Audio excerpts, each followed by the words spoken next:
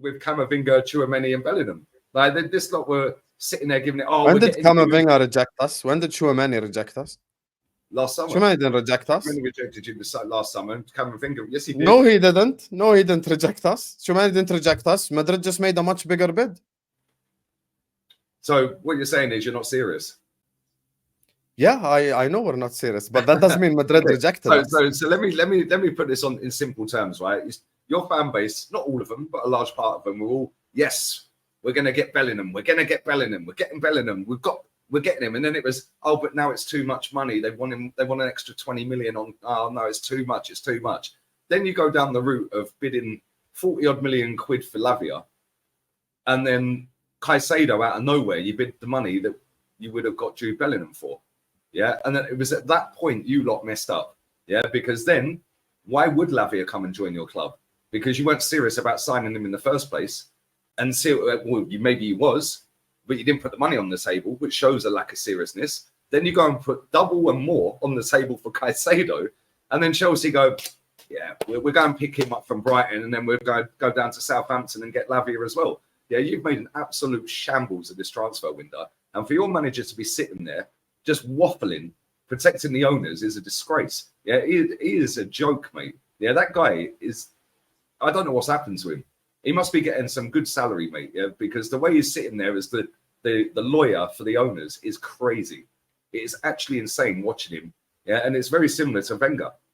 Like in the last 7-8 years of Wenger, just sitting there lying through his teeth, protecting the ownership. Yeah, so he must have a good contract, mate, because he's finished at Liverpool, in my opinion. Jurgen Wenger. I don't think he's finished. I think that's very reactionary right now. I think you could be right, dependent on this season, but this season is going to be the defining factor for me, because this season will show if Klopp can take Liverpool going forward. Now, the reality is the problem do remain the same problem, which is the ownership. And the issue is we have seen managers before call out ownerships, even from my own club. I don't even have to go use other examples. Rafa Benitez called out, the owners back in the day, and he ended up getting sacked. If you want recent examples, you've got Conte, you've got Mourinho, all of them end up getting sacked at multiple different clubs. So I don't expect Klopp to just come out and go like, man, you know what, FSG ain't really backing me. I don't expect that to happen. But, even if he has indirectly stated a couple of things. Like he's indirectly said, we need players, we need a DM, we need someone in this position, etc. But for me, look, currently in the Liverpool fan base, there's a finger pointing happening. Oh my God, it's Klopp's fault. Oh my God, it's FSG's fault. I just think as an institution, we've lost our way. Like, because the roles aren't defined. There's no real sporting director there. There's no real director of football. The decision making is all over the place. And you can tell by our transfers. Because after Szoboszlai, what really have we done? We were linked with Lavia for 3 weeks. We got up all the way to 46 million. And we were just 4 million away from Southampton's valuation. And the Belgian reporters came out and said, there's not Hussam information. The reporter himself said that Lavia prefers a move to Liverpool. He said it himself. But we ended up now, Lavia feels like his second choice, because he's like, wait a minute, you've been negotiating with me for the last 4 weeks, and you think Caicedo's triple my worth? So this is what you do to me? So he felt essentially backstabbed. So he's like, nope, hold that, Liverpool, which I understand why he didn't want to move to us, because I'd feel the same way as a man of principle. The Caicedo thing, we fucked up the whole situation because we should have agreed personal terms first. But the Caicedo thing is actually negative PR for Liverpool Football Club, because now everyone knows we have 110 million. And that's why Crystal Palace wants so much money for Doucouré. Because we watched Doucouré yesterday. He ain't an 80 million pound player. He ain't a 90 million pound player. You want me to be honest? He's worth probably 40 million. Let's just be honest. He's worth 40. He's worth 45, maybe. If you want to go at a stretch, possibly 50, you could say the same price tag as Lavia.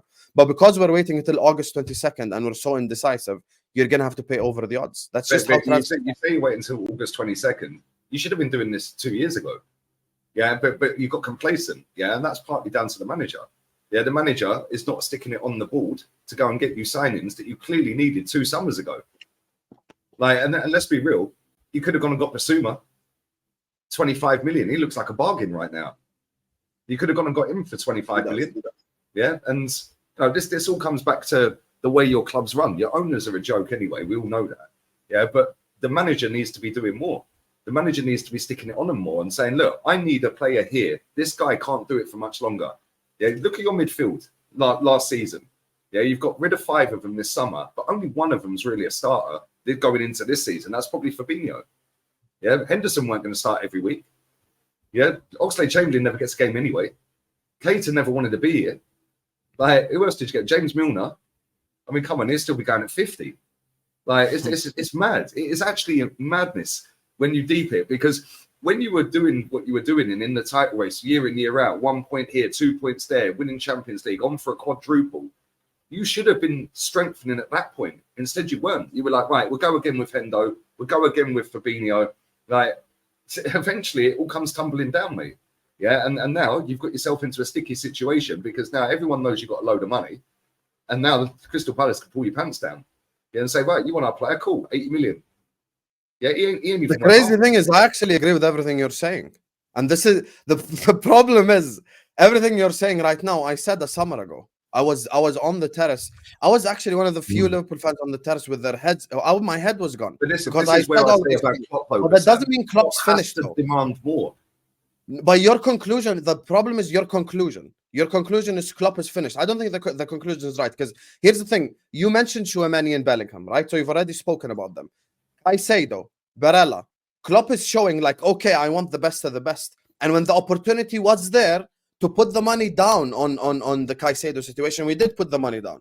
So we also have to go like, okay, let me actually analyze this properly. It looks like Klopp wants the best of the best. Because just go back to the start of the window, Lee. You don't. I'm not even asking you to go back to last year. Look at the start of the window. It was supposed to be Bellingham, and then we were linked to Chouameni again, and then it was Barella, and then it was Caicedo, and then it was Lavia. So the levels keep going down and down and down and down. Now that can't be on Klopp, because Klopp is coming out and saying, I actually want the best of the best. Because if he did not want the best of the best, we wouldn't have laid down 111 million on Caicedo. So he wants these players, and he's trying to get these players. But if the club can't do that due to payment structures or wages or whatever reason, then I cannot blame Klopp for it. That's not Klopp's fault. That's the negotiating team's fault or whoever. Like, for example, the Caicedo thing. I want to go out with Shakira tonight for dinner. It ain't going to happen, though, is it? Like, you might want something. Yeah, but let's be real here. Liverpool is not the Liverpool it was 2-3 years ago. Yeah, Chelsea, fair enough, they finished 12th last season. But when you look at Chelsea, yeah, the manager at Liverpool is better than Chelsea. Your squad's probably there or thereabouts the same. Yeah, in terms of all the players they've got in, they're still playing Conor Gallagher, for God's sake. Yeah, but when you look at your squad, it's not really, it's a much of a muchness. Yeah, so what is the defining factor here? Yeah, because if Klopp gets on the phone to these players, surely they'd want to go and play for Klopp, who's actually won stuff at Liverpool, a bigger football club, than going and playing for Poch, who's only ever won anything at PSG. So surely Klopp's getting on the phone to these players and saying, right, this is what we're going to do go forward. This is where I'm going to play. So he's lost his touch, mate. Okay, can I ask you a question because I know Terry wants to go as well. Let me ask you a question. The Caicedo situation, can you blame Klopp? Honest. Yes and no, because you don't put a bid in for a player that gets accepted and then leave him sitting in London for the whole evening. Yeah, at 1 a.m. you get him straight in an Uber all the way up to Liverpool, or get him to the nearest airport and fly him to Liverpool, get him around the training ground at 3 a.m. in the morning, yeah, and make sure he ain't leaving till he signs. Instead, you allowed him to stay in Chelsea and change his mind. How's that Klopp's fault? Because Klopp surely, if Klopp's got any pull, he ain't going to Chelsea. So is Klopp supposed to take a taxi, drive to London, put him in the car, and take him back to Liverpool? Yes. Jurgen Klopp. Hang on a minute. Jurgen Klopp has got so much power at Liverpool. If he turned round and said, when that bid was accepted, right, he doesn't have to get in a taxi himself. You call up Addison Lee and send a taxi to wherever he is. You get him straight to a private airstrip and get a private jet or a helicopter, but probably a private jet, to get him to Liverpool. You get him out of London. Klopp has the power to do all of that, and Klopp has a lot of power at Liverpool. Liverpool fans have boasted for years about the power he's got and the pull that he has. I think to say none of this is on Klopp is completely disingenuous. And the question I've got is, in your opinion, Lee, where do Liverpool need to finish this year for Klopp to at least stay in the job? What are the expectations for him? He has to win something. Yeah, I said this the other week. He has to win something. Yeah, because you can't go from being on for a quad, right, winning 2 trophies out of the 4, and then having a season like last season, and then have no expectation to win anything this season. Like, is this a serious club or not? So if he wins nothing this season, he should be gone. Yeah, he should be gone. That's then 2 seasons of nothing. Well, that can't roll.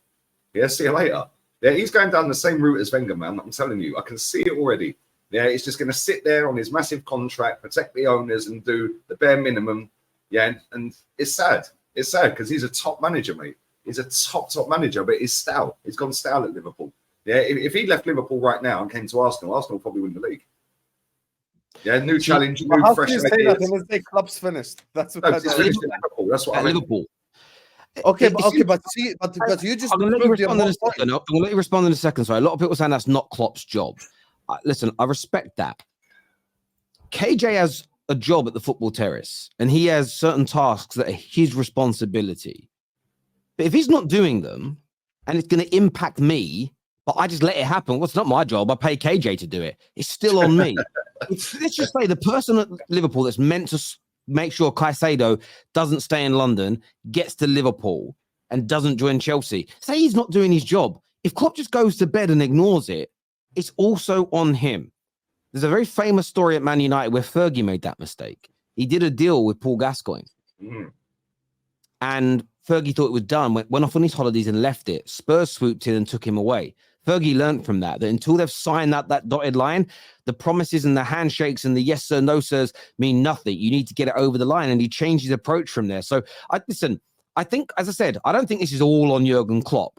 But for him to not, every other club, managers are criticized for who they sign and who they don't sign, who flops and doesn't flop.